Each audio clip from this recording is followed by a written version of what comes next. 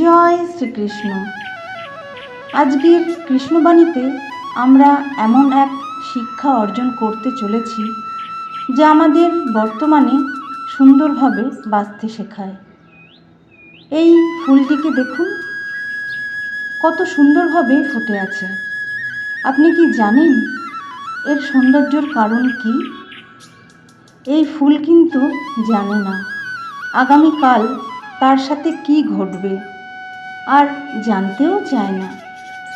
সে জানে না আগামীকাল সে কোনো সুন্দরীর খোঁপায় শোভা পাবে, নাকি কোনো শোকের মুহূর্তের কারোর শেষ যাত্রার সঙ্গী হবে।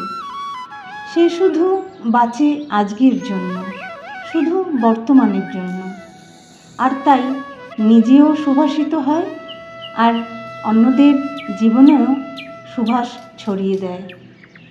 মনে রাখবেন, সুখী জীবনের মূল মন্ত্র একটাই, না জীবনের অতিরিক্ত চিন্তা, না মৃত্যুর ভয়। যা আছে তা হলো বর্তমান। এই বর্তমানে বাঁচুন, এই বর্তমানে ভোগ করুন, আর এই বর্তমানেই নিজের আনন্দ খুঁজে নিন। নিজে সুখে থাকুন আর অন্যদেরও সুখে রাখুন।